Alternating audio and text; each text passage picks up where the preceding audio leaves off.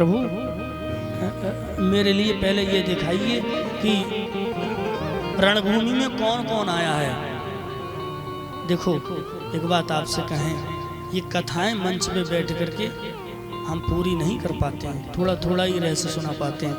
इसीलिए तो मूल पाठ वाले साथ रखते हैं, उस मूल पाठ से कथा पूरी हो जाती है। और हम हिंदी में अगर पूरा करना चाहें तो मन तो करता है एक आध साल लगातार कहने को मिले तब ये कथा पूरी हो पाए। बोलो राधे राधे। तो गीता में अर्जुन ने कहा कि मुझे पहले दिखाओ कौन कौन आया युद्ध में, तब मैं युद्ध करूंगा। भगवान बोले अच्छा देखना चाहते हैं, हाँ ये बड़ी रहस्यमय बात है, ध्यान से देखना सुनने की, मुझे दिखाइए। ठीक है, अर्जुन ने धनुष बाण लिया, बैठ गए और कन्हैया रथ को हाँक करके बीच सभा में ले जा करके खड़ा कर दिया। अर्जुन लो देख लो।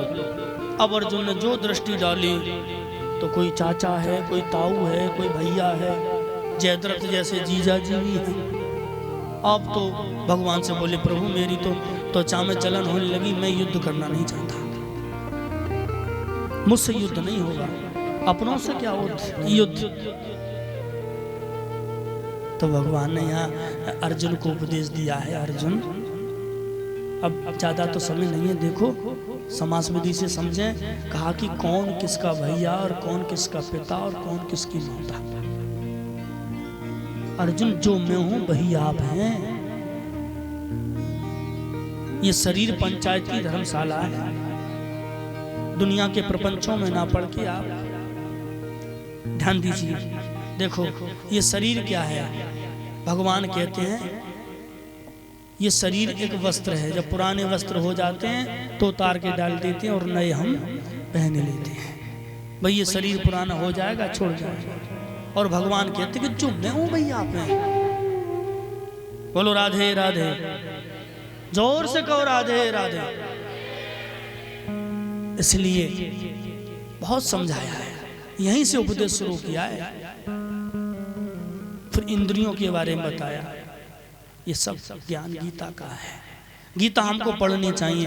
अच्छा कुछ लोग कहते हैं, मुझे भी किसी ने बताया कि महाराज जी गीता पढ़ने से क्या घर में सारसीता आ जाता है? हाँ आ जाता है, ये झूठ नहीं है। गीता पढ़ने, सारसीता का मतलब जानते हो? नष्ट हो जाना। बोलो राधे राधे। अब कुछ तो भ्रम में पड़ गए होंगे, गीता कोई पढ़ता है? हाँ आ जाता है, लेकिन कौन से घर को हम बोल रहे हैं? उस घर को नहीं बोलना है, हम इस घर को बोलना है। ये शरीर भी तो घर है।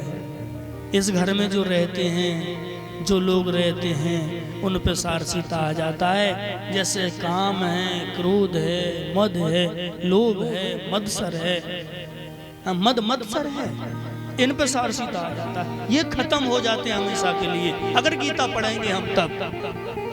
और मैं सत्य कहता हूँ साहब, गीता पढ़ने से आप 6 महीने पढ़ करके देख लो, ये मद मात्सर है अपने आप दूर होते चले जाएंगे, उन पे सारसीता आ जाएगा। लेकिन उस घर में सारसीता नहीं, जब इस घर के ये मर जाएंगे तो फिर आपका आनंद हो जाएगा। पढ़नी चाहिए गीता, रोज पढ़ो। मैं कहता हूँ एक अध्याय रोज पढ़ो। और मैं कहता हूँ गीता में नहीं तो रामायण की प्रत्येक दिन 8 दोहाओं की चौपाइयां पढ़नी चाहिए। कितने? 8 दोहा के बीच की चौपाइयां प्रत्येक दिन पढ़नी चाहिए। पढ़ करके देख लो एक साल, शायद पिछली बार में बता कर नहीं गया था। बोलो राधे राधे। तो हमें ये गीता का पाठ है। अच्छा महाभारत का प्रसंग आप ध्यान दें। दुर्योधन की जंघा को तोड़ दिया भीम ने। दुर्योधन टूटी हुई जंघा को लेकर के युद्ध के मैदान में पड़ा हुआ है और ना जाने कितनी लाशों का ढेर लगा हुआ है, सब पड़े हुए। ऊपर से चील कौआ ये पक्षी मरड़ा रहे हैं। दुर्योधन को वो पक्षी मरा जान करके उस पर हमला करने को भागते हैं तो उड़ाते उड़ाते परेशान हो जाता है। और तब वहां अश्वत्थामा का आना हुआ। द्रोणपुत्र अश्वत्थामा अश्वत्थामा ने जो दुर्योधन की दशा को देखा तो दुर्योधन से कहा, अरे मित्र, तुम्हारी मैं क्या सहायता कर सकता हूँ, आप मेरे लिए बताइए। मैंने आपका नमक खाया है, देखो मैं आपकी सहायता के लिए तैयार हूँ, आप बताएं क्या सहायता चाहते हैं, मुझे आपकी दशा देखी नहीं जाती। तब दुर्योधन ने कहा कि भैया मुझे ज़्यादा कुछ नहीं, बस मैं ये कहना चाहता हूँ कि हम 101 भाइयों में एक बचा है और पांडव 5 के 5 हैं, अभी कोई नहीं, आँच भी नहीं आई है किसी पे। मैं चाहता हूँ कि आप जाइए और ज़्यादा नहीं तो एक को तो मार के आइए। बोलो राधे राधे। देखो मरने को जा रहा है और फिर भी बुरा करना नहीं भूल रहा है। कुछ लोगों का ऐसा स्वभाव होता है महाराज, जो मरते मरते भी दूसरे का बुरा ही चाहते हैं। एक उदाहरण से समझे, दृष्टांत के माध्यम से। एक कोई व्यक्ति था और वो गांव में सब लोगों का बहुत बुरा था, वो किसी का भला चाहता ही नहीं था। अकस्मात उसे बीमारी लगी और जब बीमारी लगी तो मरने के लिए हो गया, वो तो बिल्कुल अंत समय आने को था। अब उसने पूरे गांव में खबर भिजवाई कि देखो मैं हाथ जोड़ के सबसे निवेदन करता हूं कि अब मेरी अंतिम इच्छा है कि सब लोग मुझे देखने आए। भाई गांव वाले बोले हो सकता है नहीं जाने क्या भाई इसकी इच्छा है, चलो भाई दया आई जाती है, चलो चल करके मिले, क्या इच्छा। बोले ठीक है। सब लोग पहुंचे, सब लोगों ने जाकर के उससे पूछा भाई क्या चाहते हो, चलो ठीक है आपने जो भी किया हम क्षमा करते हैं, आपका लास्ट समय है, अंत समय है। अब वो कहता है कि देखो मेरी ये इच्छा है साहब, मेरे मरते समय की इच्छा पूरी कर देना, ऐसा नहीं हो कि आप पूरी नहीं करें। अच्छा इच्छा क्या है? बोले मेरी इच्छा है कि आप जब मैं मर जाऊं तो मेरे सिर में एक मोटी सी कील गाड़ देना हथौड़े से। बोलो राधे राधे। अब गांव वाले बोले भाई ये तो बात गलत है। बोले नहीं साहब मेरी मर जाऊंगा मैं तो मुझे तो ही पता चलेगा, लेकिन मेरी अंतिम इच्छा कर जरूर देना है, ऐसा भूल मत जाना। गांव वाले बोले चलो भाई कोई बात नहीं, अब भाई देखो मर तो रही है, अब मरते की इच्छा को नहीं करोगे तब भी पाप लगेगा, इसलिए अब ऐसा करो चलो ऐसा ही कर देंगे। ठीक है कर देंगे। पता चला कि वो अगले दिन मर गया। अब गाँव वाले बोले भाई अब ये तो मर गया, भाई करो देखो जो उसने कहा। तो गाँव वालों ने मोटी सी कील ली और हथौड़ा लिया और गाड़ दिया सिर में। अब बच्चों को पता चला, बच्चे आए, ये किसने गाड़ी, कंप्लेंट कर दी पुलिस में, आ गया फोर्स, पता चला पूरे गांव भी क्यों ना बंधवा दिया। बोलो राधे राधे। तो हाँ जो बुरे लोग होते हैं वो मरते मरते भी बुरा करके ही जाते हैं। आज देखो वही दुर्योधन है, वो मरते मरते पांडवों को मारने को तैयार है महाराज। हाँ तब अश्वत्थामा बोला ठीक है भैया। दुर्योधन ने कहा मैं आपका बड़ा उपकार समझूंगा, बहुत बहुत धन्यवाद दूंगा, आप चले जाइए। अब गए हैं और इधर भगवान श्री कृष्ण आए हैं। जैसे शिविर लगते हैं ना कुंभ के मेले में, जब शिविर लगते हैं मेलाओं में टेंट लगा लेते हैं अपने अपने दुकानों वाले, ऐसे शिविर लगे हुए थे।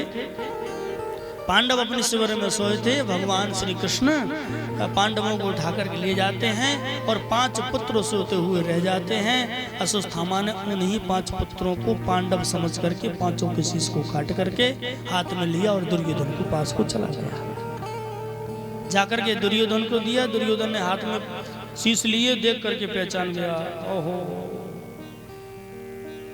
बोले ये तो पांडव है ही नहीं, ये तो पांडवों के पुत्र हैं। तो आंखों में आंसू भर करके बोला अरे अश्वत्थामा तू दुष्ट बन गया,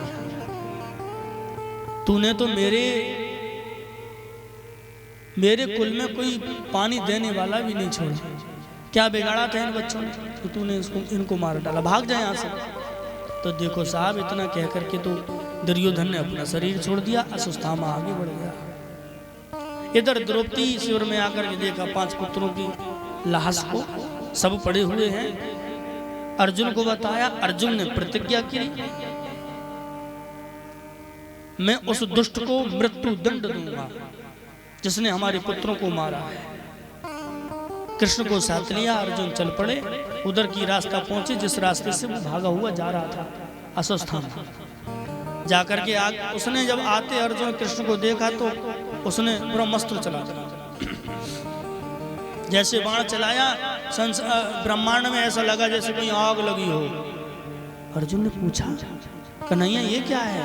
तो कृष्ण ने बताया कि ये उसका बाण छोड़ा हुआ है। एक बात और अच्छी है कि वो चलाना जानता है परंतु लौटाना नहीं जानता। चलाने की विद्या सीख गया है, लौटाने की नहीं। अच्छा तो क्या करें? बताया कि आप भी अपना बाण छोड़िए और दोनों लड़ेंगे, उसके वो लौटा लीजिए। अर्जुन ने ऐसा ही किया, बाण छोड़ा, दोनों को खींच लिया। आगे चल करके उसको पकड़ लिया, पकड़ के रस्सियों से बांध करके लेकर के आए हैं।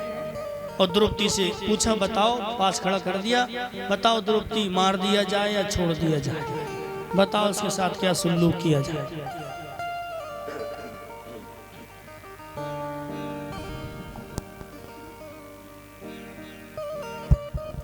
बोलो राधे राधे।